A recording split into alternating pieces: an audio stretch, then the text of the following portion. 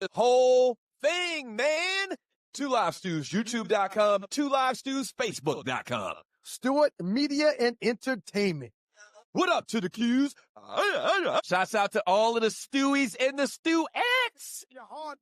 Dogs and poodles, you know it's all about you. I mean, it's really all about you. Your boys are back. Yeah. In the rhythm I'm rolling. And as always, we got to thank God every minute of everything. It's your boys, the Two Live Stews.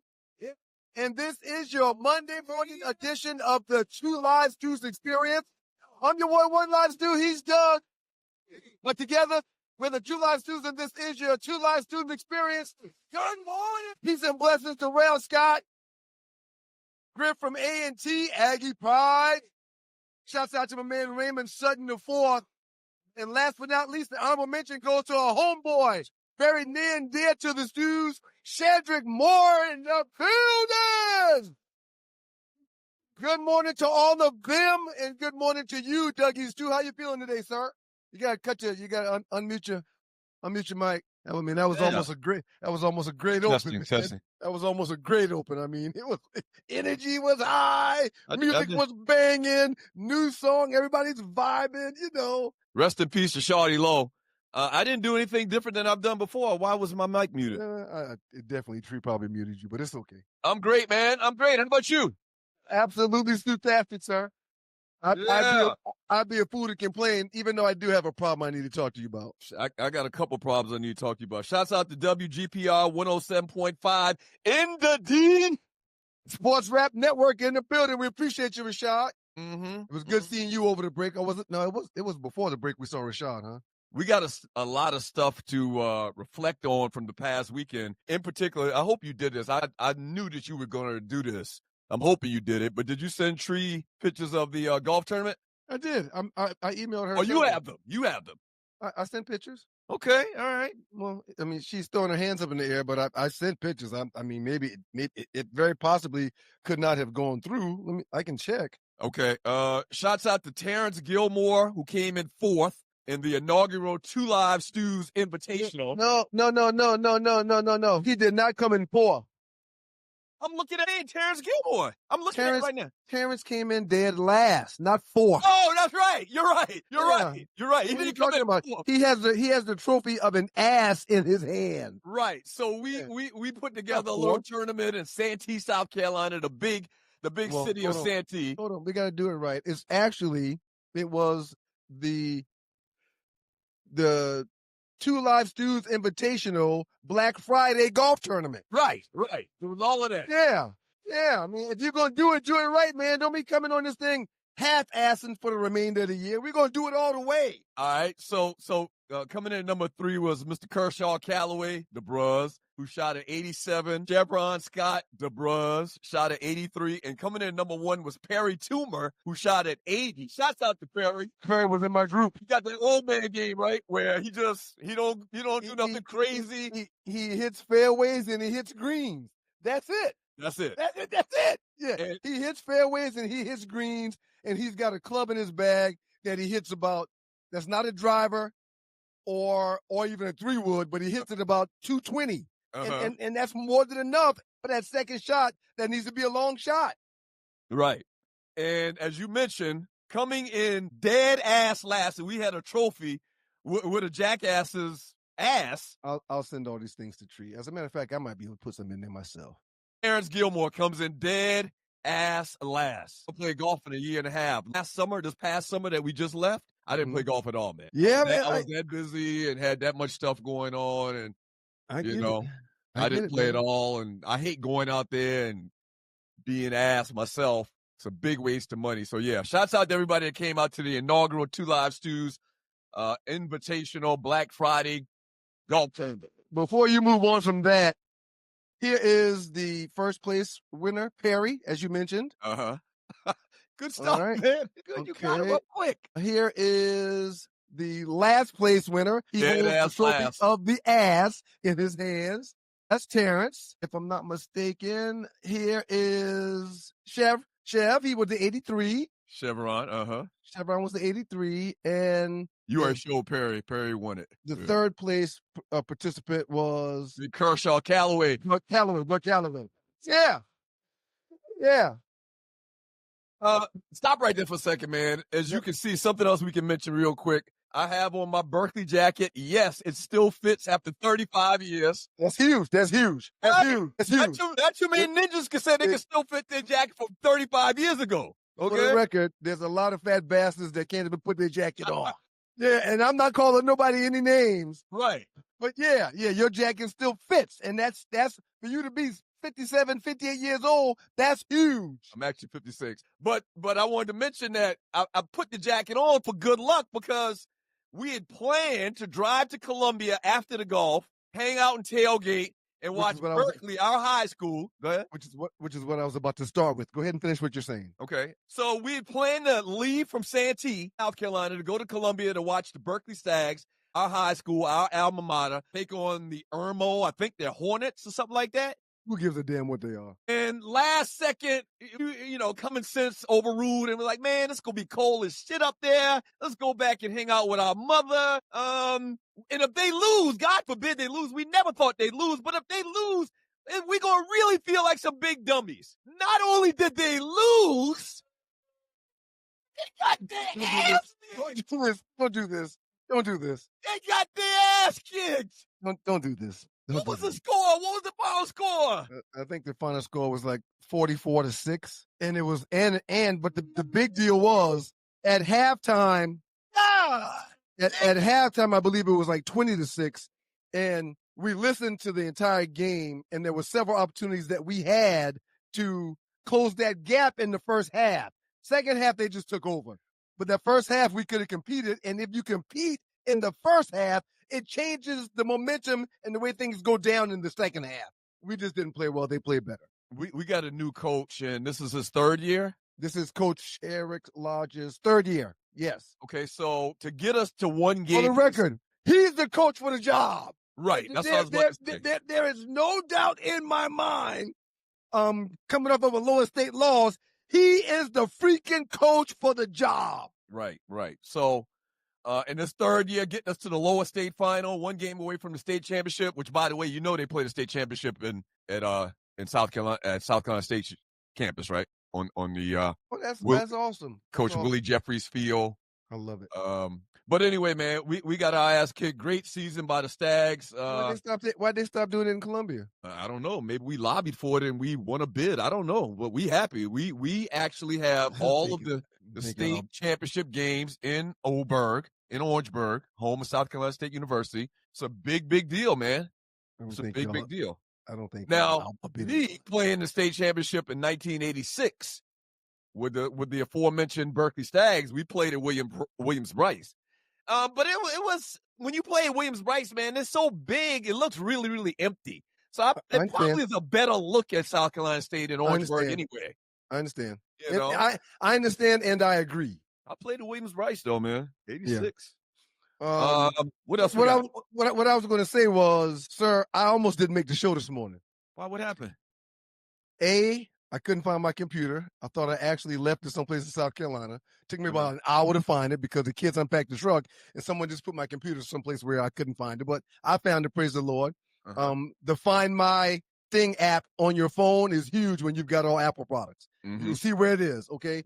That's the first thing. Second thing, sir, my back is on fire. It feels like there's 1,000 knives in the lower part of my back right now. You hadn't played golf in how long? It was about a month since I played golf. I didn't stretch properly. I didn't work my way into playing a whole round like I typically do. It was cold. I drove 6 hours there, drove 6 hours back because Miles did not drive the family this Thanksgiving, like I mentioned. We drove an hour and a half to get to the course. So my back is tight as all get out. I'm happy. I'm in pain right now, but I'm taking one for the team because that's what winners do. Before I forget, the only jersey from the Minnesota Vikings that I think is noteworthy and is a first ballot Hall of Fame. Carl Hiller is old school. The Minnesota, what they used to call the Purple People Eaters. Yes. There were some guys on that defensive line that I'm guessing that's Randy Moss you got on. No Randy Moss. What the hell else would you get? Randy Moss. Who else? No John Randall. No Robert Smith. Go ahead, stand up. Who's the jersey? No Culpepper. Well, I mean, come on, man. Well, Chris Carter? Come on, man. Oh. Chris Carter be saying some backhanded shit about ninjas, man. I'm not a fan of his. Have we ever done a show with him? Did we do a show with him when we did First Take? I don't think so, man. It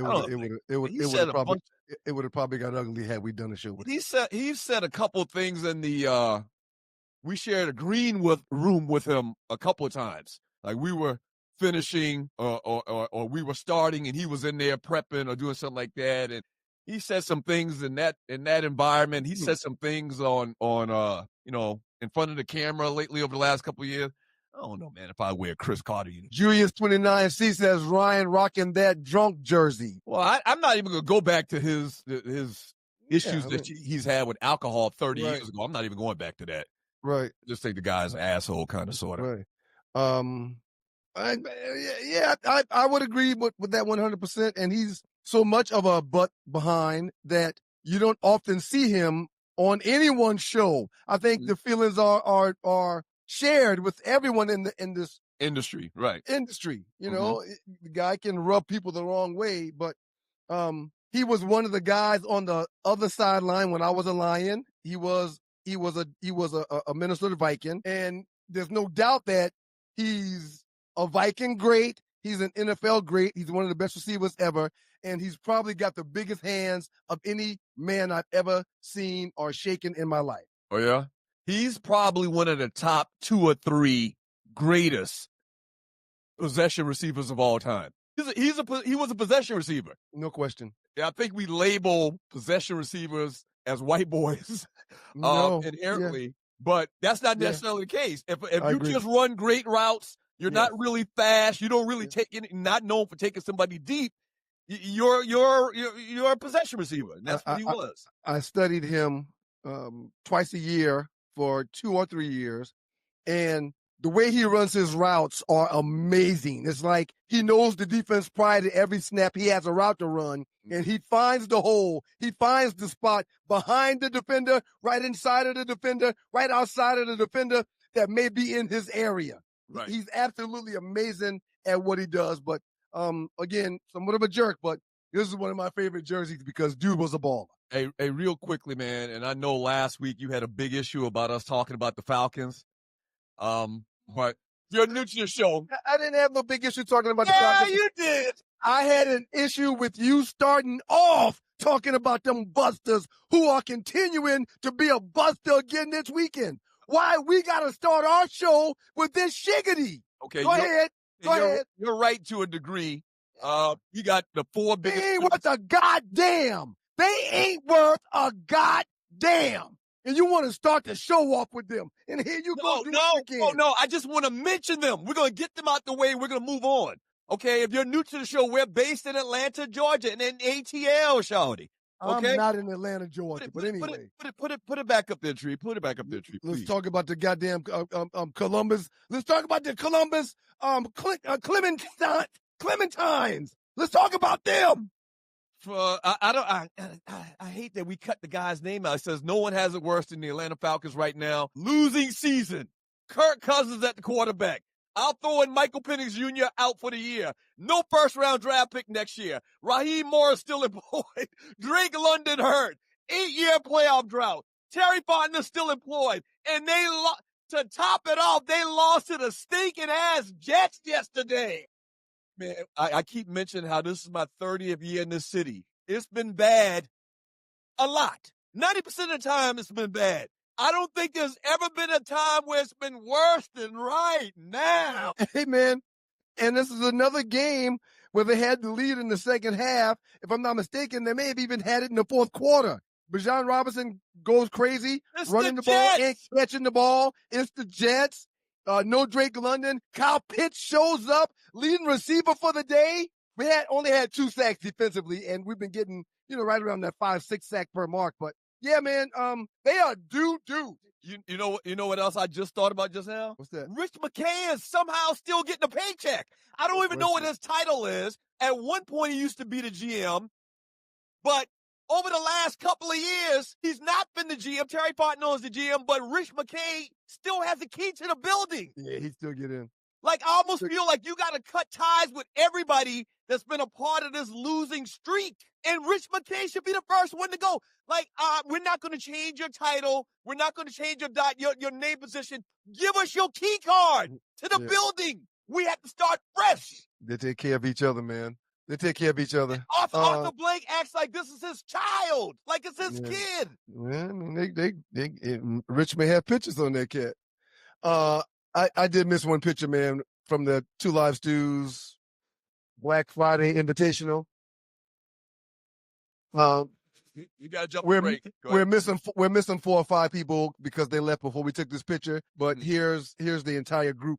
It was a great turn up for the first year, man. No question. Great turn up for the first year. You'll do it bigger and better next year. All right. We'll get into a little Shador talk and more NFL talk because it was a big Sunday in the National Football League. And talk Monday, ballers and busters. We get back from the break. Like Ryan just said, we're going to get into the Shador and Cleveland Browns talk. And also, we may not do it in the next segment, but I can't wait to get your thoughts on Lane Kiffin and his situation. I literally can't wait. Yeah, definitely. All right, don't go away. Two Live Stews experience. Needles? Man, please. I retired from those when I hung up my cleats. Why get poked when you can snack your way slim? Brain IQ chews are all natural, taste great, and keep you in the game. Shots hurt, chews work. BrainIQ.com/REF/OneLiveStew. BrainIQHealth.com/REF/OneLiveStew. Brain IQ chews. Smarter than shots, stronger than excuses. Have you ever been stranded on the side of the road, Ollie? Yes. It's not comfortable, is it? No. Dogs and poodles, if you find yourself in a jam on the side of the highway, give my folks at Bay 11 Towing a call, 44770-6949. Again, that's 44770-6949. Being stranded on the side of the road in Metro Atlanta is very stressful and dangerous. Bay 11 Towing is who you need to call, whether you're dealing with a flat tire, dead battery, full-on breakdown, or whatever that may have you on the side of the road. Call our folks at Bay 11 Towing, and they will get to you with a competitive rate and quicker than everybody else in town. Again, that's Bay 11 Towing. That number is 44770-6949. It's like having the aggressiveness there, getting back up in your character. I mean, first, that's a rude question to ask. If I think, it was a great call by my coach, Like you, right? But you like the call. I like being out there playing. so whatever that comes with, it comes with, we're not going to be here and ever point finger at no coach or do anything like that. That's extremely disrespectful, and that's not even in my place. It's your boys, the Two Live Stews, Doug Stone, Ryan Stone, to make up of those stews, and this is your Two Live Stews experience. Coming back with a clip from Shador Sanders' post-game press conference where they're continuing to try to get him caught up. Yeah. And he's not falling for it. If there's anybody that's, well, he's done a few things I don't agree with, but he's media savvy, and he's not going to be caught slipping easily like they're trying to get him caught up. I actually watched that game. I didn't watch the Falcons game. So I had both of them on the screen, but the volume was up on the Cleveland 49ers game. Yeah, so it was more intriguing for me to watch Shador in a second start after all of the controversy. I thought the Falcons would win. They suck right now. The year is over, so I was like, this is probably the first time in forever that I didn't watch the Falcons game if they had a game on Sunday. I did not watch it. I watched this game yesterday. What you think about? Somebody just mentioned, I believe it was Julius, that he's rocking the Ryan Stewart braids. Mine look a whole lot better than Shador's. I hate when brothers have the braids like mine look a whole lot better than Shador. In his home debut. Yeah, look at that. Look at that. Look at that. Look at it. Look at that. Yeah. He's got a little row of hair in the front of his braids. I mean, yeah. No, mine look a whole lot better than that. All right, so please continue. It was Shador's first home debut. He completed 16 of 25 passes for 149 yards with 1 touchdown, no interceptions. Browns got their ass kicked still, though, 26-8. What are your overall thoughts about his performance yesterday? You go first. First thing I'll say is what you didn't mention was ahead of the game, Shador Sanders' brand launched new merchandise, which was celebrated by his dad, Dion, on Instagram prior to the game. I'm very happy about how Prime knows how to maximize the moment with all of this stuff. So his kids will be able to maximize the moment with their opportunities. He's been there, done that. So that's very Trumpian, though. Why is it Trumpian? It's Trumpian because you take every opportunity, even not at the proper time, to promote yourself. Right. Well, if you look at the bottom of the screen below me. Listen, I don't have a problem with it, but I think a lot of people would think that, would say something like that about you promoting some type of brand. And good Lord, it took you 10 weeks and the 5th round, and so you would think you'd be concentrated on completing passes and winning games as opposed to promoting some brand. I can understand people saying that.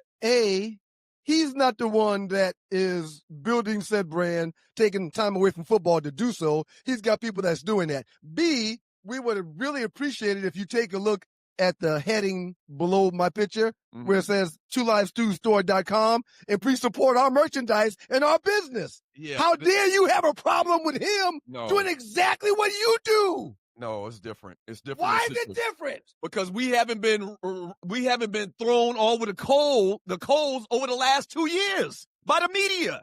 We only got ran out of the media by some folk that, as a matter of fact, we are identical to goddamn Shador. Okay, go ahead with your point. Just finish your point. Let's just move on.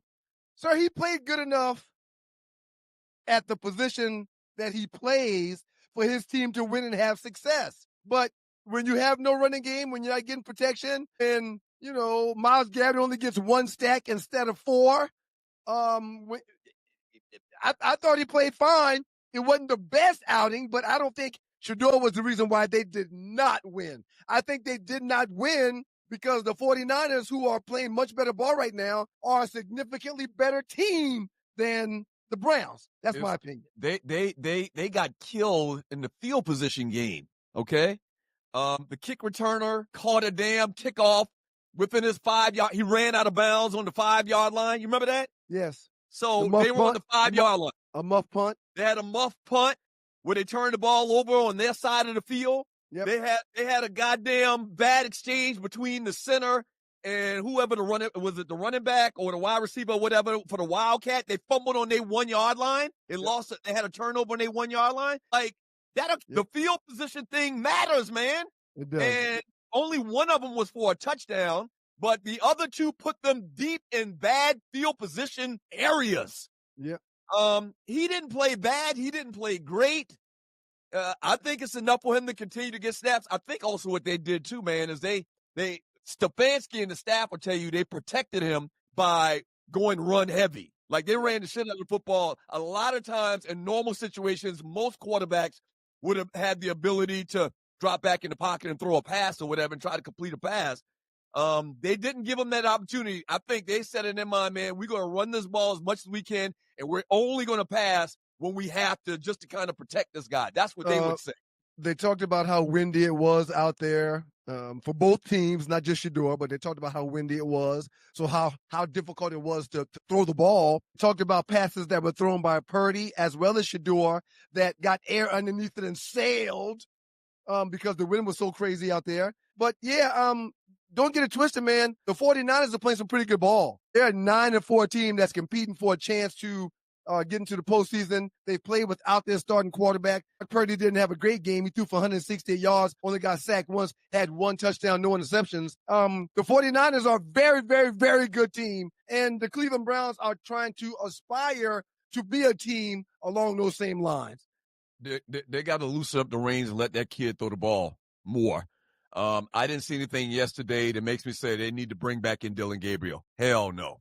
No, I saw a lot of nice flashes. I mean, in the post-game presser that Stefanski did, he already said that Shador will be the starter for the next week. Yeah, clearly he gives them a better chance. I agree. Than Gabriel. Simple as that. He gives them a better chance. He did, do that little pirouette bullshit and turned around the pocket one time and took like a 15-yard sack. But other than that, I mean, he's kind of cautious with the ball. He got to He got to. They use it in boxing terms. He got to let his hands fly. Meaning he's got to get rid of the ball faster. He's patting the ball a little bit too long, and that just comes with playing, right? I agree. Comes with playing. This will be his second. This will be his second full week in the pocket. This will be his second full week of practice where he's getting all the snaps with the first team. He had a 93.6 quarterback rating. He did get sacked 3 times. That's too many sacks. You got to find a way to let that ball go. You got to find a way. He almost had a safety because of a grounding call, which wasn't called grounding because of a face mask by the defense. Mm-hmm. So, he's got to let the ball go faster. But again, I do think Dillon Gabriel has to move the pocket because he's so small. Shador can stay in the pocket. He chooses not to run when he can. He probably should think about running a little bit more. But he didn't have the best game, but he didn't have a bad game either. In reference to the clip when we came back from the break, they took him off the field for that Wildcat thing again. Yep. Like why? I don't like that. Like, I almost feel like that's taking a jab at him. Like, we don't trust you enough in this area, so you coming off the field. I don't like that for his confidence. If he's going to be your quarterback, let the guy play quarterback.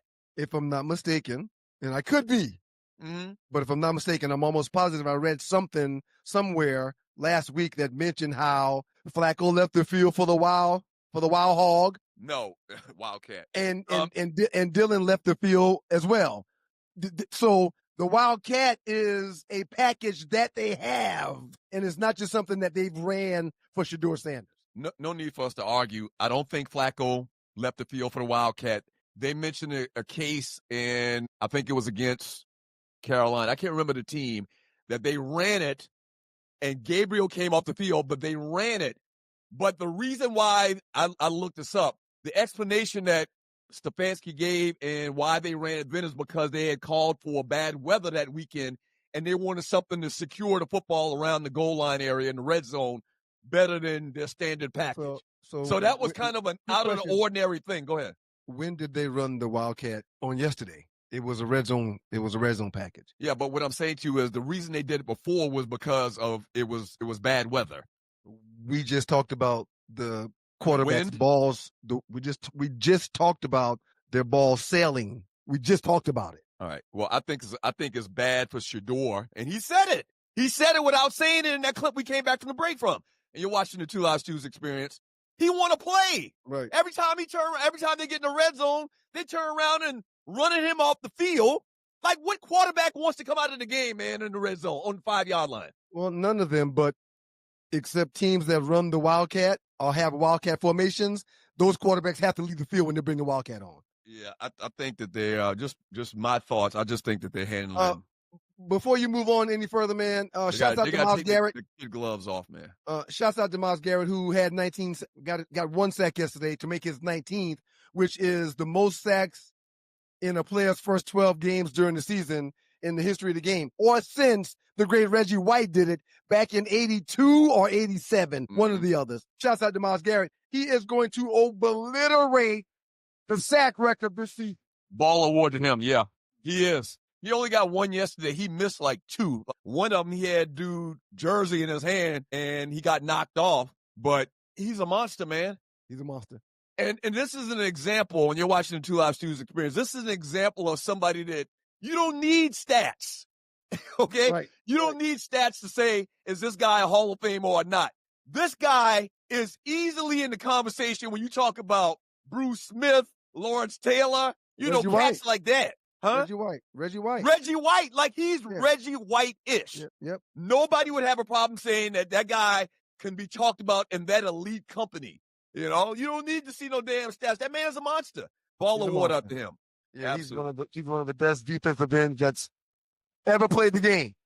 Did you see the clip where they ran when he was in high school and they had him like in nose guard? Yes. And the center was like, the center shouldn't have even stood there. There was nothing they could have done. Can you imagine having to block Myles Garrett? Right. Yeah. He was much bigger than everyone else on that field. He was shaped like a man already. Oh, he looked basically like the same Myles Garrett today. I agree. Yeah. I agree. Yeah.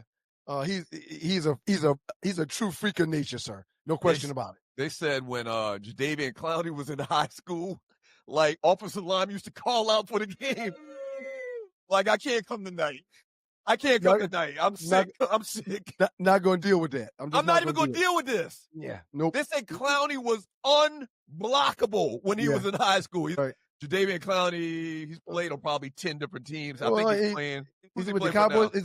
Is it with the Cowboys now? He might be with the Cowboys or whatever, but he's from South Carolina, and he was like a legend, the legend of Jadeveon Clowney coming out of high school. Dude won the 100 meters. Wow. At 6'5", 200 and or whatever he was in high school. He won the state 100 meters and not no like 1 or 2A, like big boy football, big boy division in high school. Yep. Jadeveon Clowney right now, he was the first overall pick in 2014, but right now he is a Dallas Cowboy. And he got a sack this past week when we were watching the Turkey Day games on Thursday. Does your little, what you just pulled up, how many teams did he play for? 6 or 7? And you're watching Two Live Stu's experience. Multiple teams over his career: Texans, Seahawks, Titans, Browns, Ravens, Panthers, and now the Cowboys. Okay. Well, that's good for him. He's making that money. Oh, yeah. Would you still has a home and still resides in Columbia, South Carolina. Would you say... And this is your boys, the Two Live Stews, and your Two Live Stews experience. Has he? That's not that it goes to WGPR. And I don't know how we even got. Oh, we were talking about Myles Garrett and defensive ends in general, defensive linemen. Mm-hmm. Has he lived up to the billing, or would you classify him as a disappointment? So what you thought he was going to do when he came out of college? He's playing on a bunch of different teams, and that's sometimes not a fault of your own. But he's gotten between 7 to 8 to 10 to 12 sacks every place he's been. Now, he won't hit that number this year in his reserve role with Dallas, but he's going to, he's a role player. Okay, perfect example. He's similar. This is a great point, Tree. Don't keep that up, Tree. Go ahead. He's similar to the way Marco Coleman was late in his career. Marco stopped playing, and teams called him for 5 more years to come in and be a coach on the field and to get 48 sacks. He just got tired of playing and his body couldn't take it no more. But Jadeveon Clowney is doing exactly like Marco did. Marco Coleman played for the Georgia Tech Yellow Jackets, was on the national championship team in 1990. Got drafted by Miami, top 12 pick by Miami. Went from Miami to San Diego to Washington. He's played in Jacksonville. He played on a few teams, but he's just a serviceable player that plays the position extremely well, and he's a teacher on the field. Chi-Town brother 30. Shador is getting 2 to 3 seconds to pass the ball when the stand is 4. I'm not sure what he means by that. I don't want to hear nothing about Shador sacks when he is trying to evade the sacks. That's very true, too. I'm glad he said that, reminded me of that. He doesn't have the amount of time that other good quarterbacks, like I noticed that, I paid attention to that yesterday. Brock Purdy had infinitely better time and more time to stand back in the pocket and throw the football than Shador does. Brock Purdy's got one of the best offensive tackles that's ever played the game. Right. In the National Football League. Right. And that's why Myles Garrett only had 1 sack. Right. Because of who he was up against all night. Right. Exactly. So take that into account. I'm excited to see if he can the maturation of Shador Sanders. It'll be good. Up next, Balls or Busters, story number 3 or story number 2. I think it's story number 2. Yeah, the Bears. We got to talk about these Bears, man. And I know it's been a couple of days, but we got to talk about these Bears, in particular Caleb Williams. I want to get your thoughts on that, on him. And we got to talk about the Bears head coach, Ben Johnson. Yeah. I mean, the Bears right now are this is their 9 wins. Save it. That's what we got to do when we get back. You're right. Yep. Shouts out to the good folks at WGPR, High 107.5 FM HD2 in Detroit. Sports Rap Networks in the building. We appreciate y'all. We'll get into this Bears talk and a little bit more NFL talk. I may mention Lane Kiffin as well in the next segment. Yeah. Y'all keep it locked to your boys, the Two Live Stews and the Two Live Stews experience. Yep. I asked Tree how her trip to Salem was with her sisters, and she didn't want to talk about it. Are you tired of workouts that leave you feeling drained? Do you want to push your limits without compromising your health? Introducing NPE, the ultimate pre-workout powerhouse. NPE is packed with natural plant-based ingredients that fuel your body and mind. We're talking about sustained energy, enhanced focus, and accelerated recovery. All this while giving your immune system a powerful boost. But NPE doesn't stop there. It also stimulates circulation, enhancing blood flow throughout your body. And it doesn't just improve your workout performance, It also boosts fertility and sexual drive in both men and women. Whether you're a seasoned athlete or just starting your fitness journey, NPE is here to help you reach new heights. Don't settle for sluggish workouts. Unleash your inner athlete with NPE. That's natural performance energy. This is not your ordinary pre-workout supplement. Our clients will tell you NPE also stands for natural power, peak performance. Every workout. Hey, yo, Bird. Just make your paper. Any way you choose. But understand the rules. If you get caught, you lose. You can move a stone. You can move a key. You can move a pound or two. You can move some speed. You can move some X. You can move some shroom tea. You can move anything you get your hands on. Jeez. You can move some Hario. Uh-oh, here we go. Uh-oh, there they go. Uh-oh, here we go. Shouts out to the great BMX. We shine in the building. It's your boys, the Two Live Stews. Drugstore wine supposed to make up those stews. This is your Two Live Stews experience. Shouts out to the good folks at WGPR Hot 107.5 HD2 FM in the D. Yeah, shouts out to Pee Wee Shine. Check out his music on Spotify Music, Apple Music, wherever you buy music. Pee Wee Shine, a.k.a. BMX. Donate. Go ahead. I got a couple bowls of buses. You go ahead. I should have done this earlier, but if you'd like to donate to the show to help us keep the lights on, if you're not joking, look to the bottom of the chat to the right. There's a dollar symbol. Click on that. Donate whatever you like, whatever you can, whatever you feel is in your heart. And if you're watching the replay, same thing. Look to the bottom of the chat to the right. There's a heart symbol. Click on that and donate what you like, whatever you like as well. We got the Hollywood Report coming up next. I think in the next segment, share the show. That's very important to hit the like button and share the show to your network. That's very, very big, and we would greatly appreciate it. Shouts out to the Buffalo Bills, who went to Pittsburgh and played in Pittsburgh, which is a very difficult place to play, and they found a way to win the ball game 26-7. And Roethlisberger looks a mess. He out there playing with the broken wrist. But not Roethlisberger, I'm sorry. Aaron Rodgers looks a mess. He's out there playing with the broken wrist. Got his nose busted in yesterday's game, just not playing well. But the bust award that I want to give out is to a guy that a couple of weeks ago I talked about how good he's been playing. Josh Allen, sir, threw another interception on yesterday, which now puts his number this season at 10. He might be falling back into his old ways. He might be getting back to that. I'm going to turn this bitch over if I ain't got nothing else to do with it.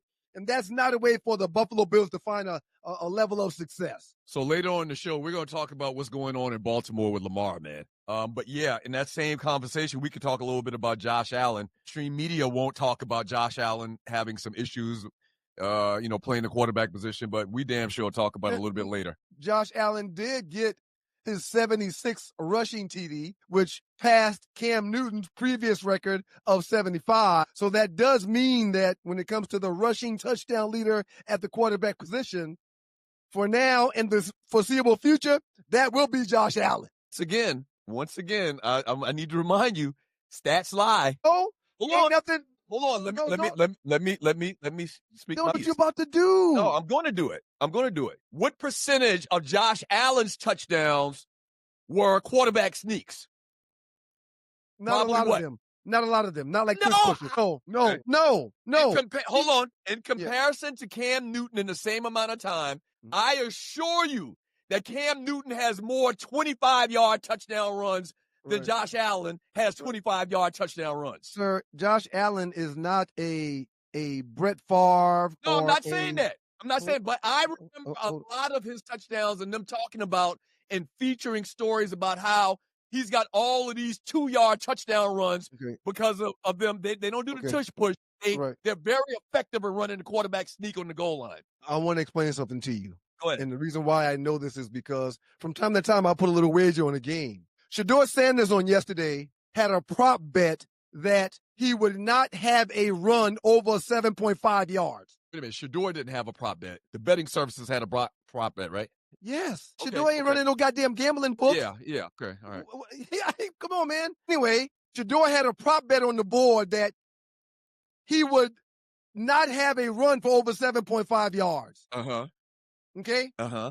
Shador had one run on yesterday that was 6 yards. When that type of prop bet is on the books for Josh Allen, it's 28 to 35 yards that he'll run for, plus or minus.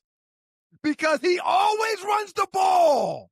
Not jumping over not goal line tush pushes, but he runs the ball in the middle of the field. He has a run per game that's someplace in excess of 10 to 12 yards. I hear what you're saying. Let me ask you the question this way. Okay. As far as running the football, would you put Josh Allen in the same conversation with Cam Newton and the way he ran the football? They were similar, even though Cam did it better. They were similar.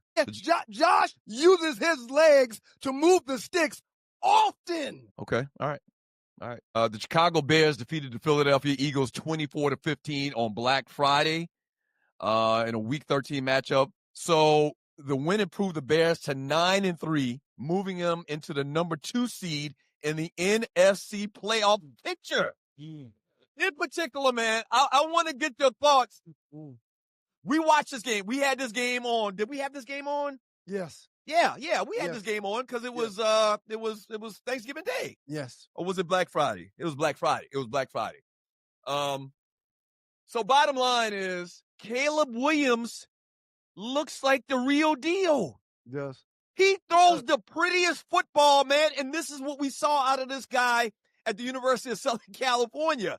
And last couple of years, he's been struggling a little bit. I think they had some issues with the offensive line. He couldn't stay clean in the pocket, but they've addressed that through the draft. And this guy is exactly what they were saying he was when he was at college. He has taken on the leadership role with this team, and they are a real threat right now. But he didn't have his best game on Friday night. However, when you've got DeAndre Swift getting 6.9 carries, 6.9 yards per carry, been 18 carries for 125 yards, and you've got the Kyle yards rushing, right? You've got the Kyle Manaji guy carrying the ball 22 times for 130 yards. Your quarterback ain't got to have a great game. So this is perfect, sir, because I'm not giving Daniel Jones a Buster Award, but I am giving him the Back to Life, Back to Reality Award because he's fallen back into his old ways. Why is he falling back into his old ways? Because Jonathan Taylor and the defenses that are scheming against him and playing against him are finding ways to keep his yards down. And they're making Daniel Jones have to find a way to throw the ball. So in a game where Caleb Williams had a 57 quarterback rating, got sacked twice, threw 1 touchdown, 1 interception, and only threw for 154 yards, when you've got 280 yards from your running game, that changes everything. And they've got a running game. They've got a running attack, and they've got a coach in Ben Johnson who can out-scheme other teams offensively. The victory, the Bears' 5th consecutive win, was seen as a defining moment that proved that they're real. Like when you beat the Super Bowl champions, the Philadelphia Eagles, I don't care what. They beat Philadelphia. Yeah. And so the fact that this guy, man, in his 3rd year, I believe this is Caleb Williams' 3rd year, I remember when he was cooking at USC, they kept saying that he's the best quarterback prospect to come out since Peyton Manning, since Andrew Luck. And last couple of years, he's been struggling a little bit, obviously because the Bears just have been a bad organization. But it looks like, man, that they're the real deal. They play great defense. They run the ball, like you just said. And this guy can make every throw. And he got great mobility as well. On the heels of that, sir, give me your take and your thoughts on the Philadelphia Eagles, who took another loss, who their 2,000-yard back from a season ago only had 13 carries for 56 yards. Jalen Hurts played efficient and had a rating of 84. Threw for 230 yards, 2 touchdowns, but had 1 interception and also fumbled a tush push early in the game that set things back for the Eagles and gave the Chicago Bears a little momentum. Give me your thoughts on the Eagles, sir, and if A.J. Brown and his antics, who had a pretty good game in that loss, have set this Eagles team back and they might not be able to recover. Give me your thoughts on the Eagles. The only difference between this year and the last couple of years with the Eagles is the running game. you know, they always say running backs got a life, a shelf life. Yeah. a shelf life. Yeah. I think maybe Saquon Barkley's hit that wall, man. He doesn't look like the same back that he has in the last couple of years. That's really the only difference. If you can't run the ball, if your running back ain't getting you production, it's hard to pass. No question. It's very hard to pass if they can slack off in coverage and play, you know, bring more guys in coverage, play more zone or whatever. If they don't have to attribute, you know, bodies for the running game, that's big. That's huge. And that's the only thing I see different, man. Saquon Barkley may have hit a wall. I don't think that they're doing anything different schematically as far as what they've done the last couple of years offensively. That's the only thing I can point at on why they're not playing that tough brand of Philadelphia Eagle football that they've been playing the last couple of years. A.J. Brown, 10 catches, couple touchdowns, over 100 yards. And that's another part. That's one more thing. I'm going to throw this in too. Okay. Their formula is not for A.J. Brown to catch 10 passes. It's not. Their formula is for them to run the ball. Yeah. They've ran the ball more than anybody in the NFL. They've ran the ball more than anybody in the NFL the last 4 or 5 years. They've led the league in rushing attempts and yards because they run the ball. But guess what? He quiet this weekend. He's not going to go and say some scandalous type ish to the press this week because he got his balls, but they lost week in, week out. We keep saying, why does this guy, is this guy making this big fuss? They won the game. Why is this guy making this big fuss? They won the game. He gets over 10 catches and they lose. Yep. It's very simple. Y'all keep forcing the ball to him. Most backs that run for 2,000 yards, which hadn't been many, after that 2,000-yard season, I think they do experience a little decline. The great Barry Sanders in 1997, my second year in the league, he ran for 2,053 yards. The very next season, in 1998, he only rushed for right under 1,500 yards. So even the great Barry Sanders, his numbers dropped after 2,000. But Saquon is on the pace to not even have 2,000, not even have 1,000 yards this year. And the Eagles, they depend on that run to get that offense up and down the field. From Carter Sixer, I'm assuming he's a Philadelphia fan because he's got the color of the jersey as his logo. The Eagles' O-line is banged up as well. Yeah, there's injuries. And all of that takes into account or is taken into account as well on why they're not playing or they don't look like the same team they've been the last couple of years. Yep. That part, a huge part of winning a championship, man, is being healthy. Yep. It's as simple as that. If you're not healthy, go ahead. No, you finish. Go ahead. If you're not healthy, man, it's hard to be good if you're playing second and third stringers. And this time of year. Second and third stringers for a reason. And this time of year. Right. There's very few teams in the National Football League that are healthy. Everybody's dealing with injuries somewhere in that locker room. That's a problem for the team on Sunday. If you're new to the show, Ryan played in the NFL for 5 years. At this point in the year, man, what was it like in the training room? Do you remember guys, you know, a ton of guys being in the training room this time of the year as opposed to obviously the beginning, the first quarter of the season? Yeah, it was hard to find a table. It was hard to find a table. So because it was hard to find a table, you find guys coming in 2 hours early instead of just 1 hour early to make sure they can get their treatment before that first meeting. Because this time of year, everybody's banged up. Everybody's got nicks and bruises. Everybody needs some type of stem, ice, heat, stretch, cold pool, hot pool. So this time of year, the parking lot was full real early in the morning because guys was in there getting treated. You think the Bears got a legitimate shot of making some noise in the playoffs, getting to the playoffs first of all, and making some noise? Sir, they were picked to be the fourth team in their division, behind Detroit, behind Green Bay. Yes, they do. Right. They do. And you've got a coach in Ben Johnson who's been in Detroit in that division that Chicago's in. He knows the divisions. He knows the teams. He knows the players. So he's putting his team in the best possible situation to win every single week, and they are. Again, Caleb Williams didn't light up the stat board this past weekend. They effectively ran the ball that allowed them to get points. Right. So ball award to Caleb Williams, ball award to Bryce Young as well. Man, Carolina Panthers kind of turned a corner too. I agree. Huh? I agree. This kid was, I thought that at some point they were going to try to find a deal for him and trade him to give him a fresh start somewhere else. Yep. He's turned it around, man. I'm happy to see the young brother quarterbacks get an opportunity, make the most of it, and stick. And Young and Caleb Williams, these guys were high draft picks, and, a lot of people wanted to see these guys fail, and they are not failing. They are winning. So shouts out to Caleb Williams. And yesterday's game, let me make sure before I get to Lion.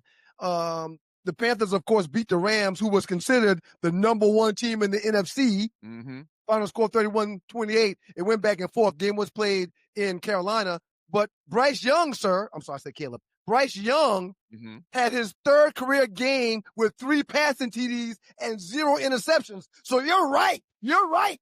All award to him. He is staking it up for the haters that said he wasn't going to be able to be a pro, and he's playing damn good ball right now. He's playing great football right now, man. 15 for 20. They didn't throw the ball a ton. 15 for 20, 206 yards, 3 touchdown passes, no interceptions. The game against the Falcons that they blew us out, I think he threw for 300 yards and 4 touchdowns and no interceptions. Right. So he's protecting the football.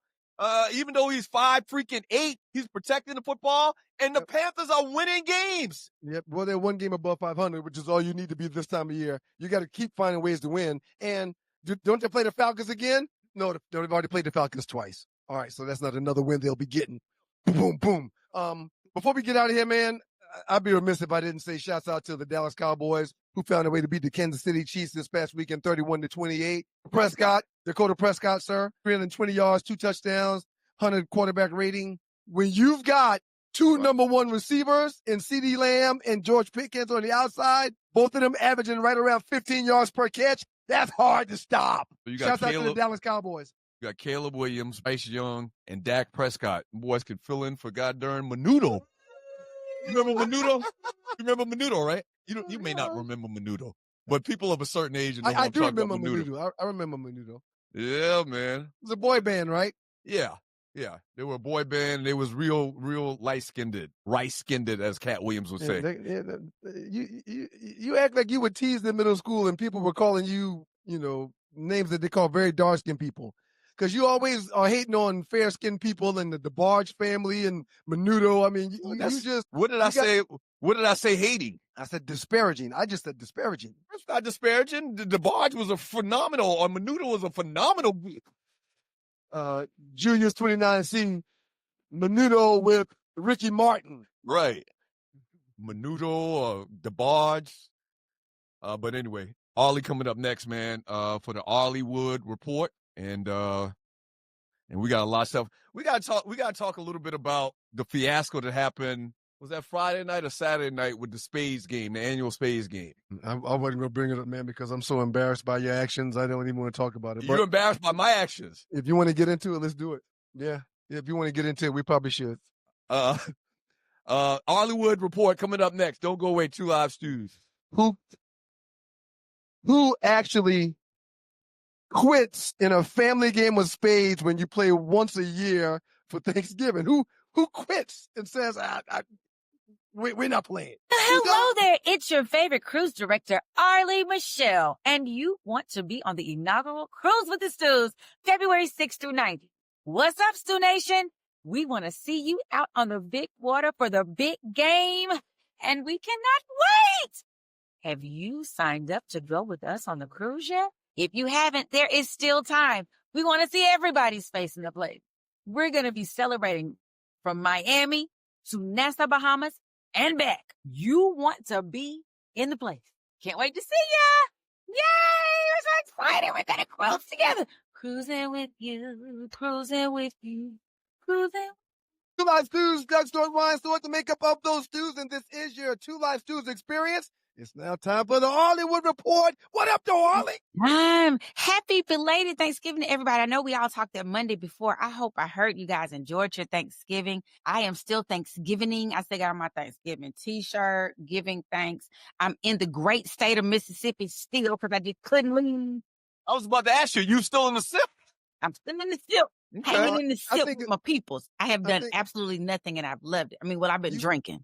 I've been drinking. You had an you had intentions on returning Sunday, right? Well, I knew I needed to go to Louisiana to do some stuff for my son. Okay, So okay. I'm going Okay. down there for my favorite human. I was like, why come back to Atlanta, go back to New Orleans, to go back? And It was too much. so you just took your equipment with you, knowing that you could do your show from down there. That's awesome. We Yes, appreciate I know that. I could hang out at my cousin's house. Shout out to my cousin, Nicole Peppers. Woo! Shout out, Cuzzo. I didn't go to work. Ollie- I'm bobbing her. Get to work. What part of the meal did you cook for the family down in Mississippi, Ollie? Child, y'all, I tried. For those who watch me on Instagram and social media, y'all saw me try to make my grandmama's dumplings. And guess what? My grandmama went on to glory in February, and I didn't write it down. So, yeah. Ooh. Yeah. You They gotta didn't write turn out stuff like down they like that. supposed So your family doesn't put like important historical information in the Bible, in the big Bible, on the living room table. That's a good point.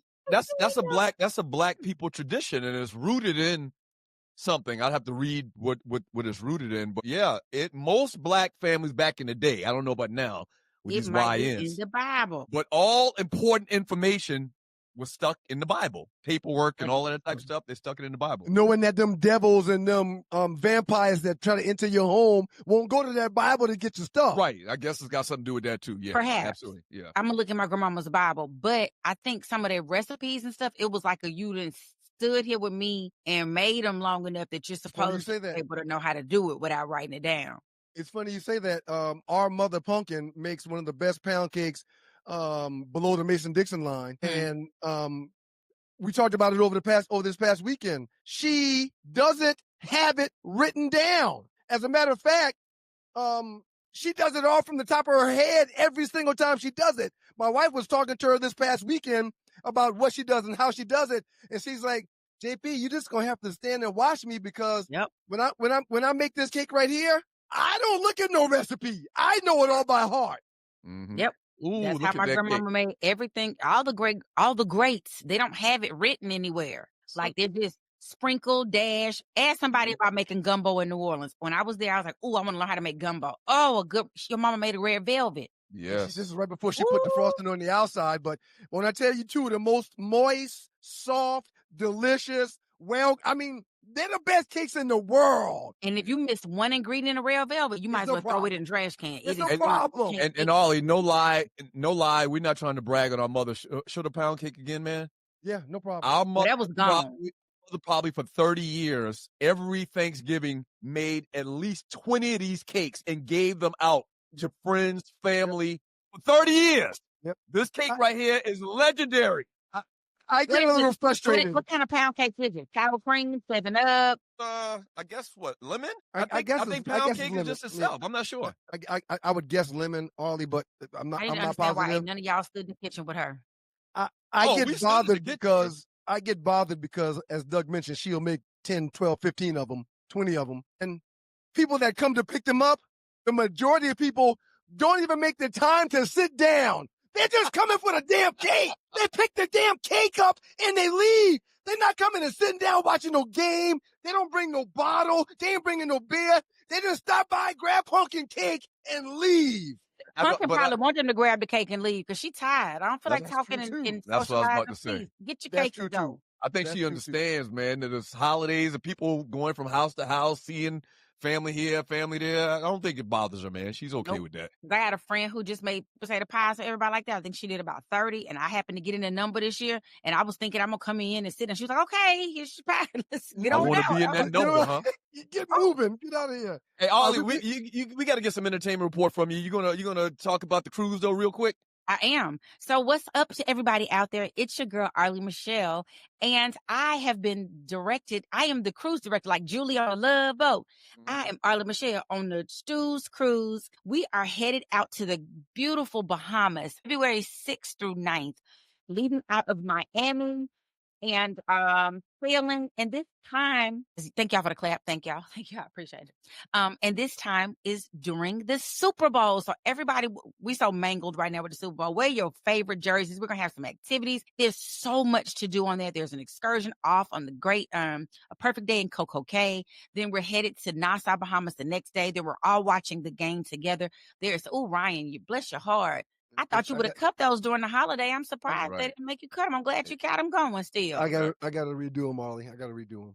I'm not sure why my presence always makes your braids appear and itch. I don't know. Is it me? No, it's not you, Arlie. Okay, I'm just checking because somehow, as soon as I get on my report, your braids itch. But I'm glad to see they're still growing, Ryan. That's so awesome. They are. Thank you, Arlie. They are growing. They I want you feel to do really good. like, you need to come and show everybody your little fro. Take the braids out and do like a little fro. I'm working on that, How Arlie. I'm long working on that. I'm working on that. But yes, we want everybody. If you're still interested, it's closed down. We have all paid our deposits. However, if you're still interested, there is still time to go on the cruise if there are staterooms available. So reach out to me at sme.arleywood@gmail.com. And I'd love to see if I can check on some staterooms for you. We are all going to have ourselves a good time. We're going to have a funky good time. Good time. Yeah. Gonna take you high. Yeah. All right. So come cruise with the Stews. SME stands for Stewart Media and Entertainment, by the way, if you got new people watching the show. SME, Stewart Media and Entertainment. Yes, that is absolutely right. And so, as we do about this time, it's your birthday. It's your birthday. We're gonna party like it's your birthday. Happy birthday to you. Happy birthday to you. Happy birthday. Was that a beatbox, Arlie? I was beatbox for the birthday. I kind of helped. Boop, boop.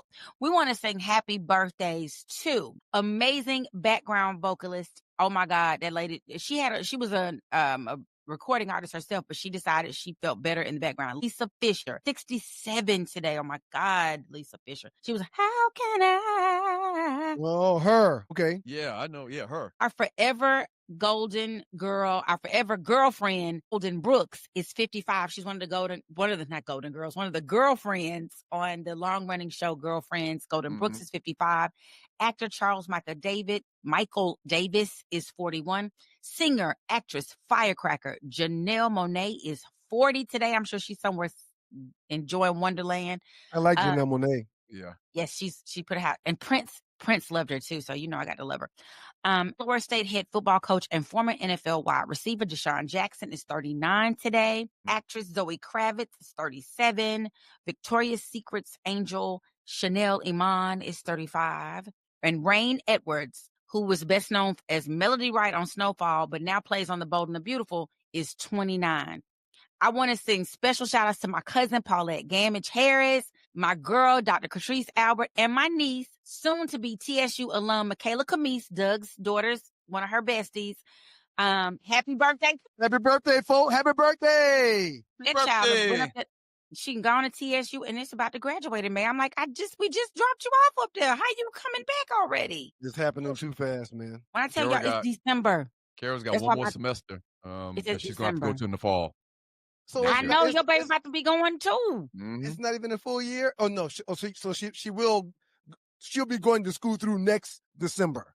Right. Exactly. Okay. Damn. Man, wow. That's only a year. You know how it feel like I feel like the Tasmanian devil out here just circling up the days. For sure. It's December. I ain't put up no Christmas nothing yet. Y'all pray for me because I've been planning to make this lady and she ain't made it. At the end of your report, before you go, I want to share something with y'all. You just mentioned Christmas. Thanks for reminding me. Okay. Well, what you got for us, Ollie? We're trying to help y'all. And I want to remind everybody, check me out on Beyond the Gates. If you don't know, I am a lady named Peaches on the new CBS soap opera that comes on after Bold and the Beautiful. My name is Peaches. I'll be on this week on December the 4th.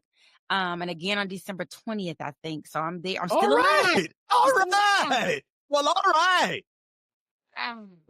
Remember good times whenever the studio audience heard something cool, they start clapping and one person in the background scream out, well, all right.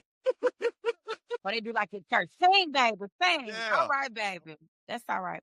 So first up, it's your girl, Arlie Michelle with the Arleywood Report. My job here is to give you just a little bit of entertainment. Sometimes it's edutainment because I educate and entertain. This is just full on. I don't even know where to put this, but Portia Williams, former Real Housewife of Atlanta, has decided that she picked. About 2 months ago, she was like, I'm dating a man, I'm dating a woman, and they're both really nice. I just like kind people. Well, she made a decision. She has picked Patrice Sway McKinney after her divorce with Simon Guobadia has been finalized. She divorced nearly 6 months ago, and she decided y'all men messing it up so bad for us, we going to the other. We step into the dark side.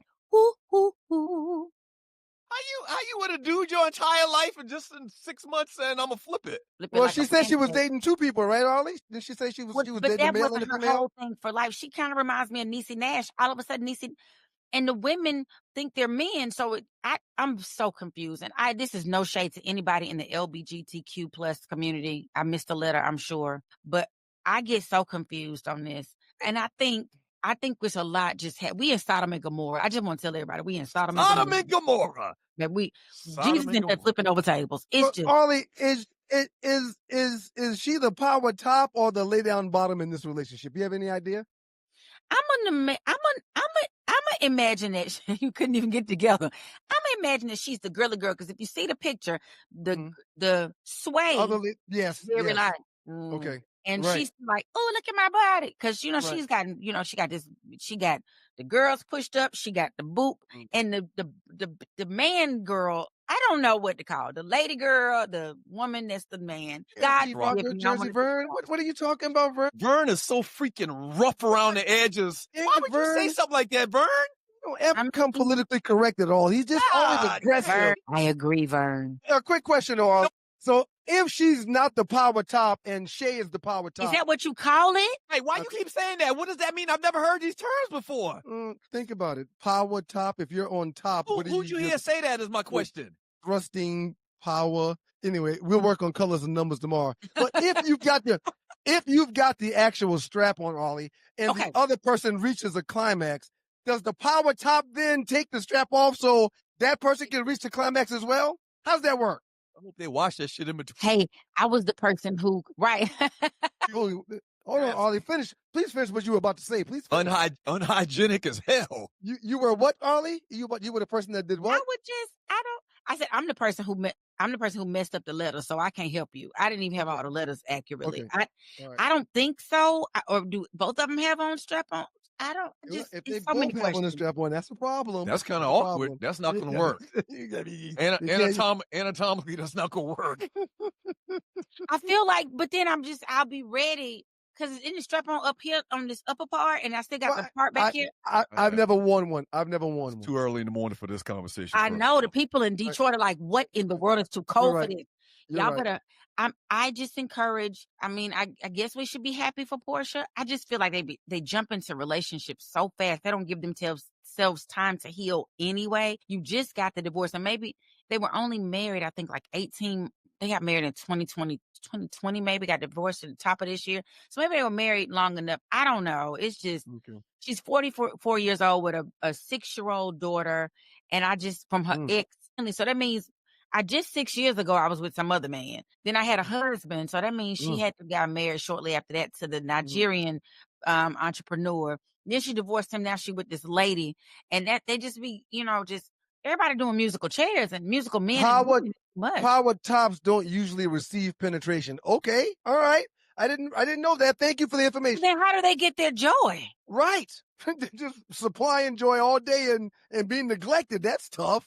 That sounds like that's what most of y'all men complain about anyway. So maybe that's what it is. Anyway, keep on, I'm sorry. Shout out. I was just gonna say shout out. I don't know if I shout out and be like, Lord help them. I don't know. We got the people is going backwards. I just don't understand what's happening. So she says she just really wanted to make sure that she got with a normal person. She liked when she talked to her therapist, she was having a hard time opening up because neither of her knew when she was dating two of them were narcissists and they weren't just love bombing her or whatever, So she just seems the woman is seems to be an entrepreneur and the founder of this place called Encore Salon Suites, which is the first Black-owned salon suite brand to become a franchisor. So she's a licensed master barber and stylist, and she's developed an online course. So she got her own thing. Fortunately, ain't got no job. So Triple Platinum Batmite, it's not an ignorant conversation if you're seeking information. No question is a dumb question. Right. We don't know because we've never experienced it. It's like, I don't know what it feels like to try to catch a football running down the field when somebody got to throw it at full speed. So that would be me asking questions about like, how do you position yourself? Do you practice? So are they practicing? So Triple Bat might, maybe that's it. Anyway, shout out to Portia. She got a new girlfriend. George Foreman's 1968 Olympic gold medal is up for sale when he won the Olympics in Mexico City Games. And I went to research, like, why would his children be selling it? Well, his children aren't. He let some stuff in a garage in Houston for some friends back in 1970. And just so happened after his death, the neighbor's daughter found it. Like the neighbor, I guess her parents passed on. And so she found it. Yeah, seems interesting. That's going to go for a lot. So I tried to see, well, would his children have any, access to it or George Foreman's estate? Nope. It goes all to the people who had it. So it's up for sale and y'all check that out. It's going to be interesting. Also, Diddy reportedly funded and prepped Thanksgiving dinner for 1,000 of his fellow inmates. So it's alleged that he distributed the food throughout all the housing units in Fort Dix, which is the most absolute worst place they could have sent him with the name alone. But it's 200 people in each building. And according to former gang leader B.I., we don't know who he is, who helped organize the dinner, but they went into the commissary, paid for all this extra food. And, so Diddy said everybody misses their family. People get depressed during the holidays. They just wanted to come together as family and do their own thing. So shout out to Diddy for doing good things while he is in prison. Okay, shout out to Diddy. He's trying to keep that heat off his ass. Hey. Yeah. Let me feed these ninjas. Right. Hey, we are in Fort Dix. I need y'all to stay over there. We've had a lot of this conversation in the last 10 minutes. It's hard to annually rape a dude if he's feeding you. if he's feeding you a Thanksgiving dinner, it's hard move by Diddy. Real You got smart. me straight cackling. Lord, how long does it last? Do I have to Hey, keep Ollie, every day? Ollie, you know how to play spades, right? I do. I'm gonna bring you back in the next segment. We're gonna have a conversation about what happened this past weekend at the Stewart Thanksgiving. And I'm also going to show y'all. I want to talk about this situation right here also. Oh no, what happened? I'll explain it in a little while. Let me tell you, I might have to get you up off a table. If you ain't paying attention while you his partner, hey, you got to get up. You doing? My dad don't play by spades. Yeah, serious. See y'all in the chat. Doug and his daughter quit over the break, so we'll talk about that when we get into the conversation. Up next in the Doghouse with your boys, the Two Live Stews. Doug Stewart, Ron Stewart, the makeup of those stews. We're going to get into story 3 and 4, and I'm almost positive I'm going to ask Doug his thoughts about Lane Kiffin in the next segment. Yeah, so in particular, Lamar Jackson, man, something wrong. That's all. That's the only thing I can get from this thing. Something is wrong. Y'all keep it locked to your boys, the Two Live Stews and the Two Live Stews experience. I just think at those PWIs, man, y'all just don't take the game of spades seriously, man, and that's why things happen like what happened this past weekend. Yeah. Family shouldn't quit on a family game of spades, man. It just don't work like that. Yeah. Listen, I played in the NFL. I've taken enough shots to last a lifetime. And let me tell you this, taking a shot just to lose weight, that's not a smart play. That's why I roll with Brain IQ, the all-natural weight chews, cut cravings, boost metabolism, and sharpen focus. No needles, no chemicals, no crash. Just results you can chew on. And Brain IQ is not just about weight chews. They've got a full lineup of all-natural products to keep your mind sharp, your body fueled, and your health on point. Skip the needles, choose natural. Order now. BrainIQHealth.com/REF/1LiveStew. Brain IQ Chews. Smart, natural, built for results. Kamala Harris, I've known her for about 10 years. 10 years. 10 years I've known her. Off and on I've seen her. She's very, very beautiful, never really rude, And I would ask her, what are you? She said, I'm Indian. And then 2 weeks ago, she turned black. It's your book, the Two Live Stews. Doug Stewart, Ron Stewart, to make up those stews. You remember about your folks from WGPR Hot 107.5 HD2 FM in Detroit. Sports Rap Network is in the building. This was like in the first couple of months, maybe even the first couple of weeks of us starting the show again. And I've been seeing all of these Godfrey clips on my social media timeline. And I said, he's about to blow up. No, I told you then, and I'll reiterate it now. He's been blown up. No, not like he has been since in the last year and a half. His brand has gotten a whole lot bigger because he's in more places seemingly. Like people are getting exposed to Godfrey. So you do know that if you've never seen a Kia Soul, and then you see a Kia Soul. Say that again. If you've never seen a Kia Soul on the road, or if you've never seen the car, the minute you see one, because a buddy pulls up in one, you see and ask him what it is. Oh, it's a Kia Soul. Oh, okay. you do realize you will start seeing them a lot after that because you now know what it is. Mm-hmm. Godfrey's been a professional comedian for over a decade. He is big time. Yeah. Okay. It's nothing to argue about, man. Shouts out to him. This ninja he's like a triple threat, okay?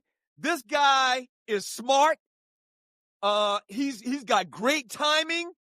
And he can do impressions. Like, nobody does a better Trump than Godfrey, man. Nobody does a better Donald Trump than Godfrey. Shouts out to him, man. I'm a huge fan. I'm a huge fan of that dude. Like, I haven't heard about him, like, doing a stand-up, like, selling out, like, Phillips Arena or stadiums or anything like that. I haven't heard about him going on tour or anything like that. Like, but that's definitely in the future for dude. Definitely. Okay. And you're watching the Two Live Stews Experience, Doug Stewart, Ryan Stewart. Real quick, man, and then I'm going to have Ollie come back on to discuss the debacle that happened in the Stewart household this past weekend. Lamar Jackson, man, something ain't right. And I'll get back to top 5 in a second. Lamar Jackson, in his last 3 games, 0 passing touchdowns, 3 interceptions, 2 fumbles lost, a couple of more fumbles that they got back on, 2 fumbles lost, 8 sacks, 48 rushing yards in 3 games. Lamar used to get 48 rushing yards in half a quarter. No question. And a passer rating of 143. That same stat I talked about with Shador when it comes to props and Josh Allen when it comes to props, their rushing yards. Shador's was 7.5 plus or minus. Josh Allen's is usually around 35 to 42. Lamar's is usually around 50 to 62 because he runs the ball a lot. Mm-hmm. But he's not coming anywhere near those types of numbers when it comes to his rushing attempts. Yeah, man, he's hurt. He's hurt. He's trying to play through it. Mm-hmm. That's right. His team was not having success without him. He saw that. He saw their struggles. And I'm thinking that he took his red jersey off and said, I can do better than the guys that's replacing me. And right now he doesn't have the ability to be who he typically is at the quarterback position because he's hurting. People that don't know, what's a red jersey? You said he took off his red jersey. Yeah, red jerseys are players that are injured. Mm-hmm. And if you have on a red jersey and you do practice or you don't practice, you are not to be touched if you have on a red jersey. Right. Hands off. No one can touch you with a red jersey. I'm thinking Lamar took his red jersey off so he could be a part of the opportunity for them to win games, and it's not working. So what's the storyline now? You're watching the Two Live Stews Experience. The storyline now is from the haters who magically are mostly the colonizers. The talk now is he's overrated. Not that he's overrated now. He's always been overrated, right. And this proves it. 2 MVPs and a third that he should have received, but he's overrated. I understand. Should have been 3-time MVP. Right. Yep. Should have won. Let's go back. Should have won 2 Heisman trophies, won 1. Should have won 2. Yep. He had better stats the year he didn't win the Heisman than he did the year that he did. Mm-hmm. And now you forget all of that and say this dude is overrated. What are the Baltimore Ravens waiting on to sit him down? Well, what are the Baltimore Ravens? They're still in the hunt for a playoff spot.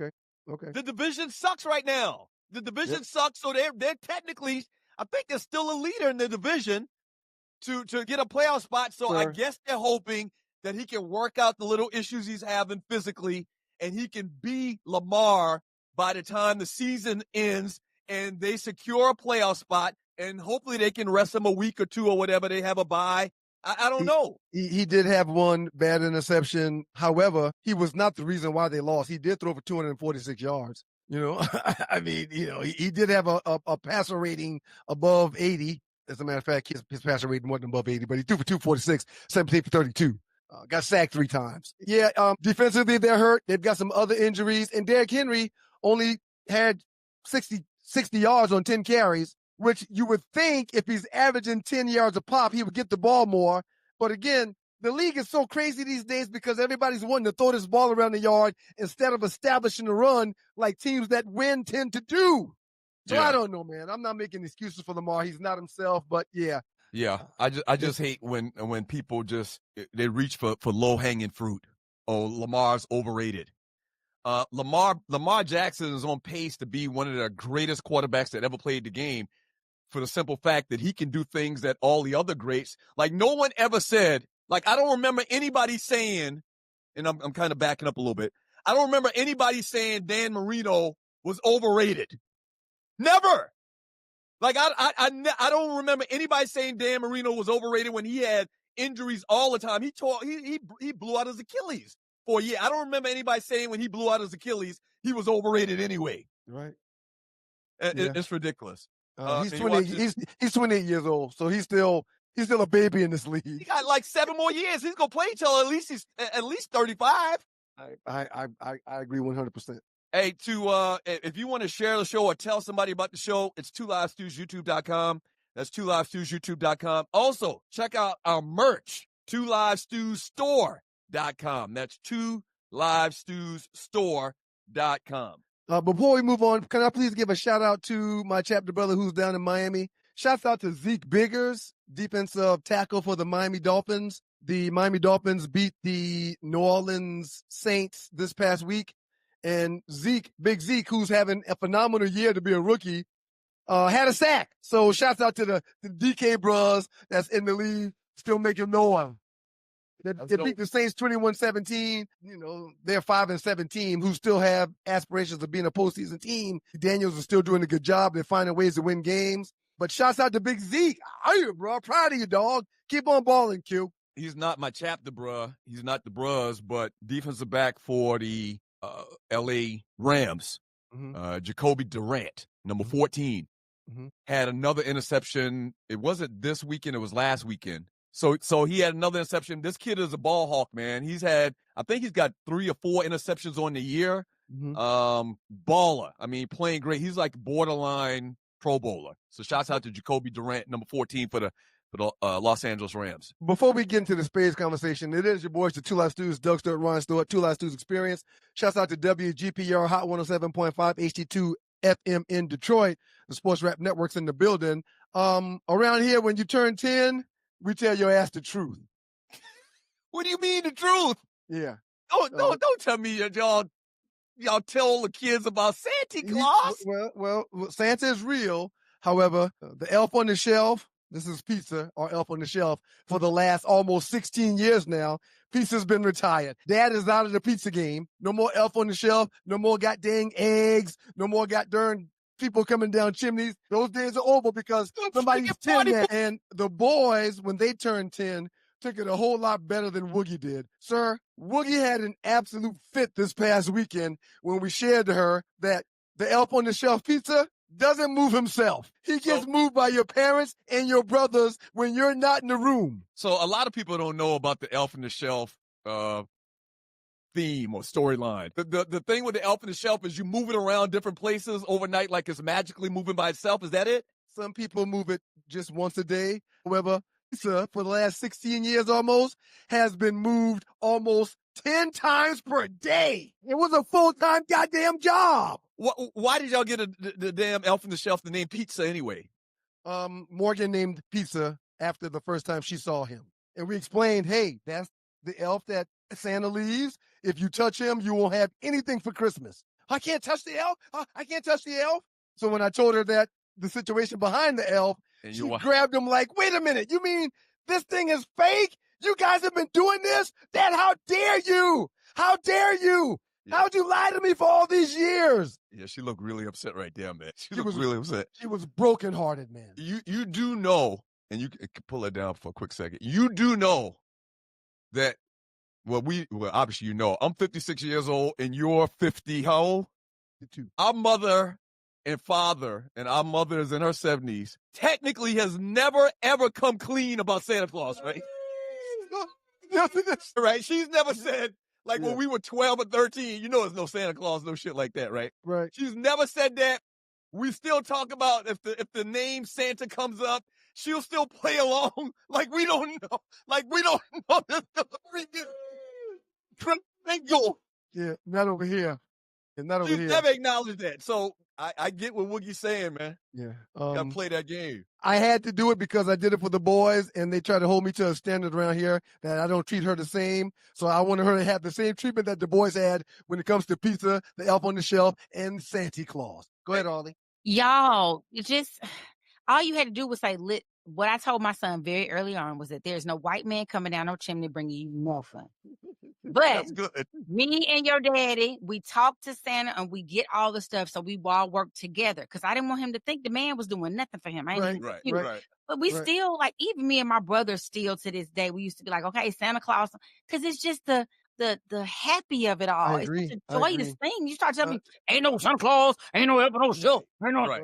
rah, rah, rah. Yeah, You a mean-o Scrooge. I feel bad about it, but they had to know the truth because it was wearing me out. So listen, Shit no, all about you. Look at Doug said, Pumpkin let y'all think Santa Claus. Y'all about damn near 80. And now Still- still think Santa Claus. she'll throw around terms like,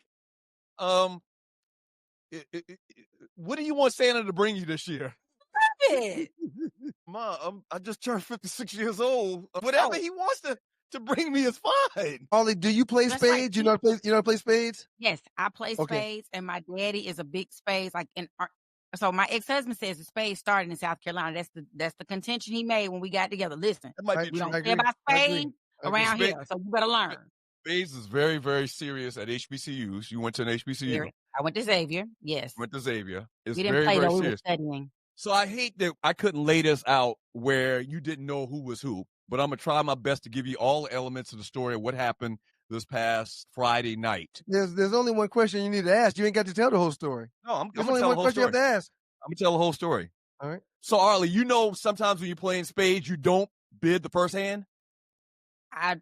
Like you just get you many do like books? a blind. Yeah, blind. You see what it is, and then No, you come not a blind. That's a totally different thing. No, We're gonna get let to her that in a finish. second. Let her finish saying what she said, though, Doug. Like you Go just ahead and let say it it again. go around and see what you end up with, and then Right. Thank you. And you Yes. just count your books. Right. Yeah. So they got set. Okay, so let me back up. No, For the- don't say that. Hold on. For the I'm not last going to let you lie and embellish on the story, sir. so for the last 10 years, or not 10 years, maybe 5 years, we do an annual spades game between me and my daughter and Ryan and his son, Miles. This would have been our third year. You won the first one. We won it last year, and this year would have been the third year. Okay. Okay. So he says, let's let the cards call themselves or whatever. How you make that term? You let the books you make set your first. You don't make a bid. You play Right, you your don't- first hand to get your books. Term that we use. Okay, somebody said first hand bids itself. Bids itself. First hand bids itself. Shout Right? out to Adrian Williams and a couple of people in the chat who gave us that information. So for Ty Davidson 216, thank you. First hand bids itself, right? Mm-hmm. In this first hand, Ryan's son Miles reneged. Okay, so bottom line, they ended up with one book. Mm-hmm. Me and my daughter had 12 books. Okay, you didn't run to Boston. All right, good. Okay, so what happens if you don't get 4 books? Thank you, Ollie. Just tell the truth. I don't know what happens when you don't you just go to the, it's time for you to like. No, when you don't have 4 books, Ollie, when you have less than 4 books, we call it you getting set. You get set. Right, you get set. Okay. But guess what? We didn't bid. It was the first round bids itself. So I can't get set. Because you didn't make a bid. Right. Hold on, Ollie. He wouldn't let me finish. I was going to say that. His argument is because we didn't bid, he can't get set. Right. That they can't get set. My argument is, if you don't have 4 books, you're set no matter if you bid or what. But time out, Doug. But what? There is nothing to measure. There is 4 books. If you don't get 4 books, you're set. Doug. Go ahead. First Real say you hand can't bid- renege on the first hand. The first hand bids its fucking self. The first hand bids itself. If I get a 1, I got a goddamn 1. Ryan, hold on. If the first hand bidding itself got nothing to do with whether you got 4 books or less or not. Sir, there is no minimum. There is no maximum. We didn't say the first hand bids itself unless you don't get 4. We said the first hand bids itself. So once again, I'm not going to belabor this point. What are your thoughts about the story we just described? In short, Ryan says that because we didn't bid it, they can't get set and lose 4 books. I say if you don't get 4 books, you're set no matter whether you bid the hand or not. I think, did y'all give us y'all thoughts on that. The second thing that happened, Everybody I called agreed with me, but he didn't want to hear it. Well, it's mixed in the chat because I'm saying there are people that are saying you can't do that unless you establish that was the rule in the first part. And again, not established but listen, other people say you can't be set on the first hand no matter what because you didn't at get the it. end of the day, everybody plays spades all kind of different ways. It's not the Doug Stewart rules of goddamn spades. So when we get people back are from the saying break, you automatically lose if you don't get 4 on the first one. we didn't establish anything like that, so it's fine. When we get back from the break, if didn't establish it, why was I sad if we didn't establish that? When we get back from the break, I'm gonna give you the second thing that happened, and I want to get your thoughts on that as well. And then we got to go over the last 48, the biggest memes in the 2 Live Stews Facebook chat group. I'm gonna ask ChatGPT while y'all talking about because I think it got in a fight. What did Pumpkin say? Pumpkin said, "Stop all that arguing." She slept through the whole thing. So I'll tell you the second bull shiggity that happened in the same spades game that ultimately led to me and my partner, Kara, just walking away. They quit. Yeah. They quit. In a family game of spades that we play once a year, that side of the storage quit. Yeah. But Uncle quit Uncle because we don't want to put up with your bullshit. If you would act, we did not want to put up with your bullshit anymore. If you're somebody who is impacted by the government shutdown that is threatening your SNAP benefits, here is one way that you can get access to free groceries that most people don't even know exist. Hi, my name is Beverly. I'm a COO and your Chief Empowerment Officer. And the program is the Emergency Food Assistance Program through the USDA. All 50 states, including DC and Puerto Rico, have TFAP distribution programs happening right now. But most people have never even heard of it. The biggest thing is that this is not charity. This is the USDA redistributing American-grown food that has already been purchased from farmers. Once accepted into this program, you get monthly boxes that include meat, dairy, eggs, fresh produce, canned goods, rice, pasta, juice, peanut butter. It's basically a big box of essentials. And it's completely free if you qualify after application. Here's the thing about qualifying. The income limits are way higher than SNAP. You can make up to 300% of the poverty line. Once you're in, they'll send you these packages monthly, or they will direct you to distribution centers where you can pick them up monthly. And it doesn't compete with SNAP. So even when the government comes back online, whenever that will be, you can still keep the program as long as you meet the income requirements. Go to USDA.gov, or you can just use a search engine to find the Emergency Food Assistance Program. It'll let you click on your state, and it'll tell you the distribution centers that are in your area. It walks you through how to apply so that you can get access to these resources now. And if you know any seniors who are struggling with food costs, definitely share this with them, because a lot of seniors qualify even if they are on Social Security and they don't even know. These programs are hidden in plain sight and funded by your tax dollars. Hopefully this will be a resource that is beneficial to you and will help you get access to the groceries you need. Good morning, Mr. 2 Live Stews. Touchstone Wine Store to make up of those stews, and this is your 2 Live Stews experience. We're joined by Arlie Wood. Here's the second thing that went down. We're having spades game. Here's the second thing that went down that prompted me and my partner just to walk away. After he gets set, after him and his son, my nephew, get set, the next hand, he says, we want to go a blind so-and-so. I don't even remember what the number was. I want to go, we're going to go a blind so-and-so. 9-7. I say to him, right. I said to him, hey, man, that's something you have to establish before the game starts. You can't go blind so-and-so. He goes crazy. He's going to go blind so-and-so. I says, man, wait. Let me say last thing and then you can go. And I'm done with it. Yep. I say, man, we've done this every year for the last 5 or 6 years. You know that we initiate all the rules before the start. We have never, ever, I have never, even when I was in college, never played blinds. But magically, after y'all get one book and we get 12, you want to pop up and throw out, we're going to play blinds? Let me know when you're done. You're done? Okay. First things first. Prior to the game, the rules that we established were Big Joker had the color on it. Little Joker was black.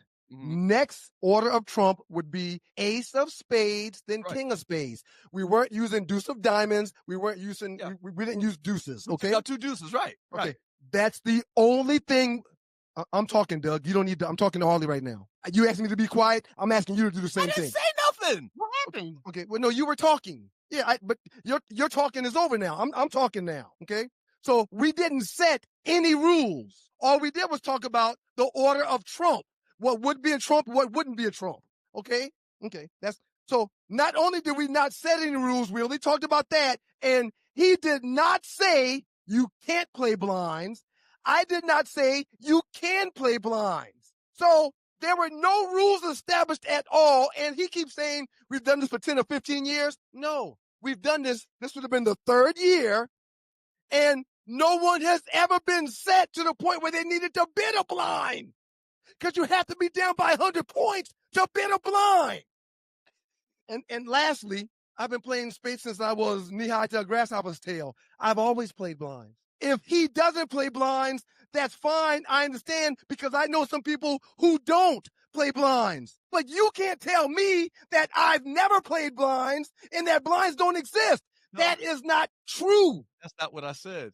I said we've never played blinds, and that's something that you have to agree upon before you deal the first hand. Okay, we did not agree to playing blinds before the first hand. Hey, Doug. What? I agree with that statement 100%. However, I did not say we're playing blinds, and you did not say we're not playing blinds. All right. So, Arlie, what are your thoughts on that, Arlie? I've played blinds before. I don't like it because I have no control over what's about to happen in my hand, but I don't remember, and I'm not the spades like super connoisseur, so I'm trying to remember if they said we got to establish this before or if it's in an effort to fix like a something and you could just come out and say blinds. So I'm going to call Ernest and ask him. You have to establish all rules before you start. But you didn't establish you can't get down 100 points after the first hand and say, we want to go blind. Go ahead, but Ollie. You can't establish. But I think that is why it's a possibility. Like that's why I thought it was available so that you can try to even stuff. I don't know though. I'm gonna ask Big Ernest. I'm gonna call him. He's gonna tell it. So if I can't do something. If I can't do something that I did not discuss, why do you get to do it? You did not say prior to the game we don't do blinds. Maul Diddy 803 better say all that before a while that first hand. Right. I agree. I'm fine with that. And once again, maybe they do. I'm sure they do things a lot different than they do it at South Carolina State. They do things a lot different at Georgia Tech. But those two things that you pulled would get your ass in a big ass brawl in damn Belcher and freaking. Hey man, for the record, when there's only 1,000 people that go to your school, y'all probably do have the same records, the same rules. Yeah, but we got 18,000 on my yard. Yeah, we play with blinds. And again. Last thing I'll say, Ollie. If I can't be granted blinds because I didn't ask for them before the game, why do you get granted non-blinds when you did not bring that up before the game? What typically would get done is people would communicate what's right or what's wrong, not quit. You sound ridiculous. Yeah. You can't arbitrarily come up with a rule to help you, hopefully, after we played the first hand and establish all the rules. You know this. So long story short. Overtalk me. Don't do that. Don't overtalk me. Don't overtalk me, Doug. Don't do that. Did you establish that we weren't doing blinds? Fine, that's not how it works. Why? If we don't establish, it's not established. Ollie, go ahead.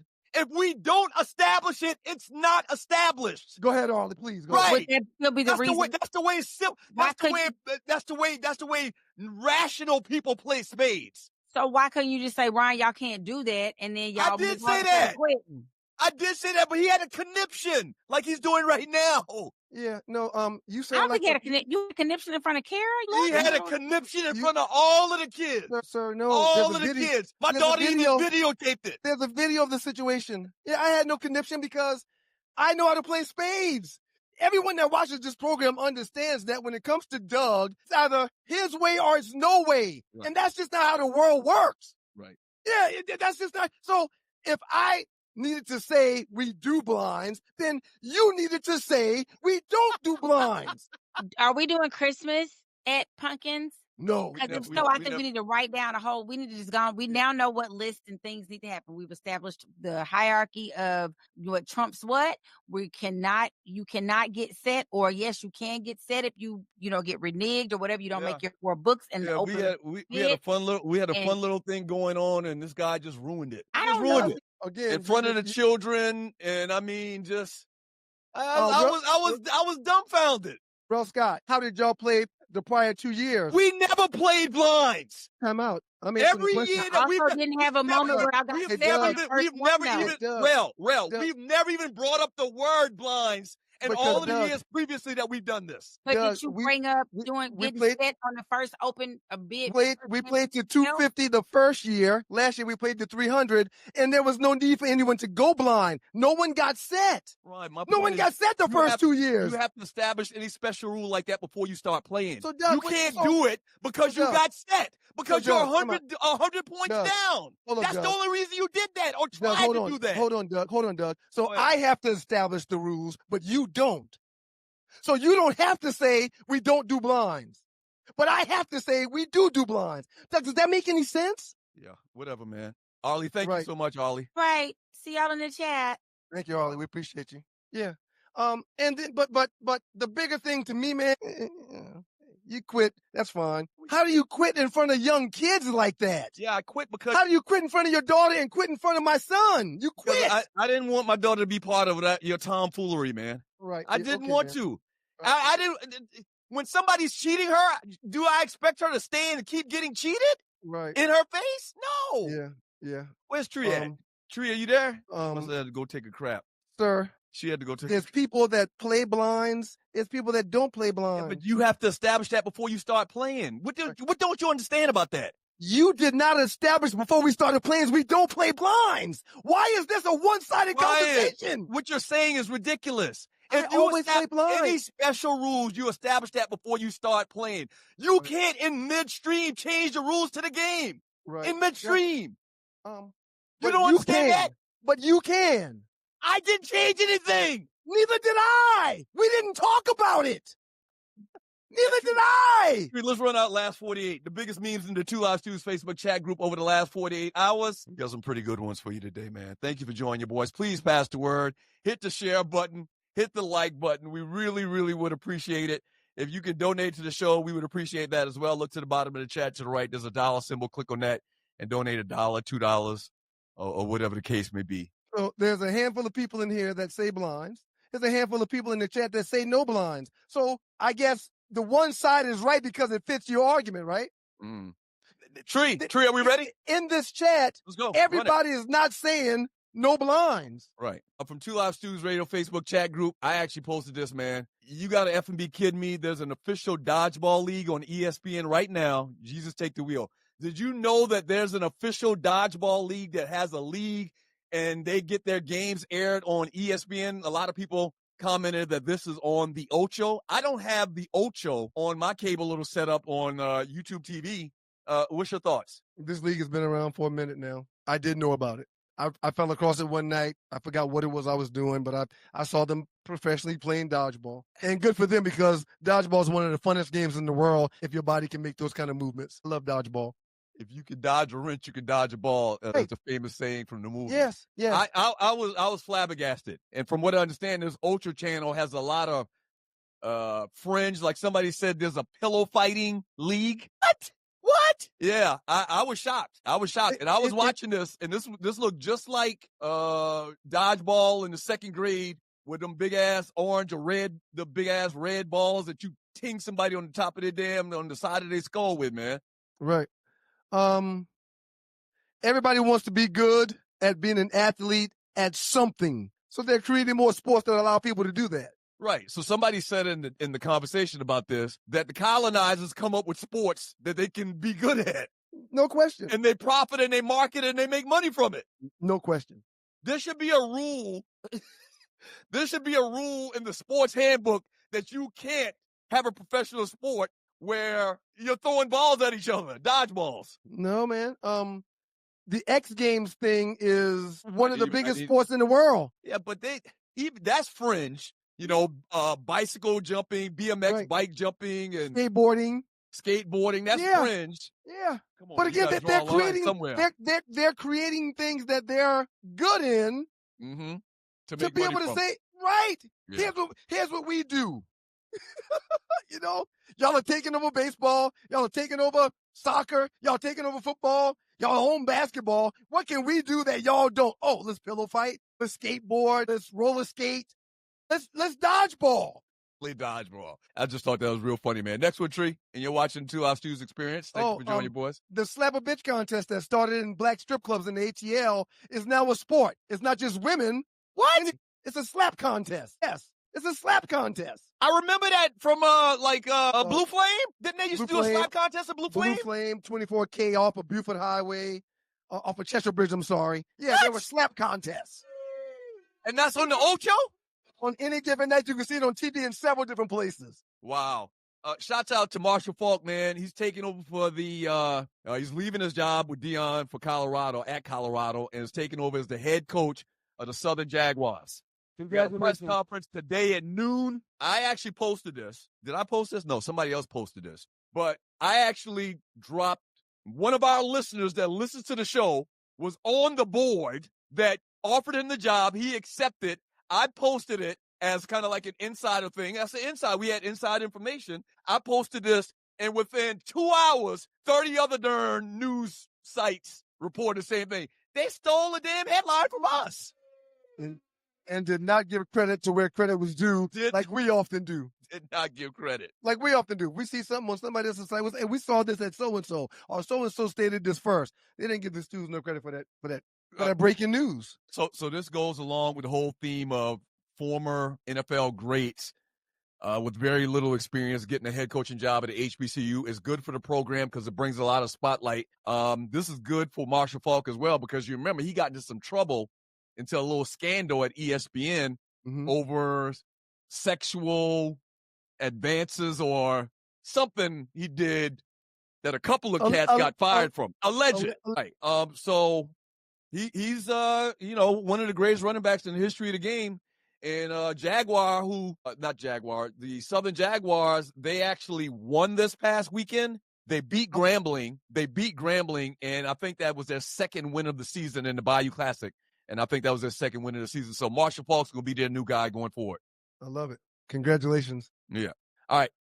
Quick break. And when we get back, we'll finish up the last 48 and we'll get into all of the chat messages and all of your thoughts. Shout out to the good folks at WGPR Hot 107.5 HD2 FM in Detroit. We appreciate you. We appreciate you, Detroit. You want to finish the show, or go on to the Sports Rap Network app, or log on to YouTube and pull us up there. We appreciate y'all. 2-minute trespass coming up as well. I think you guys will enjoy what we're going to play for you for our 2-minute trespass today. Piece of work, man. Can't just change the rules in the middle of the game. We moved the goalposts in the middle of the game.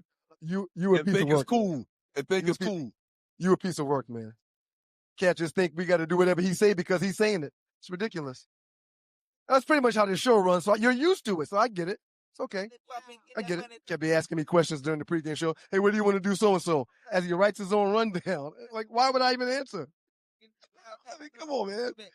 And I'm fine with it. Hey, y'all keep it locked to your boys, the Two Live Stews. Peace, Detroit. We love you, man. We love you, man. Want a lot for Christmas. There is just one thing I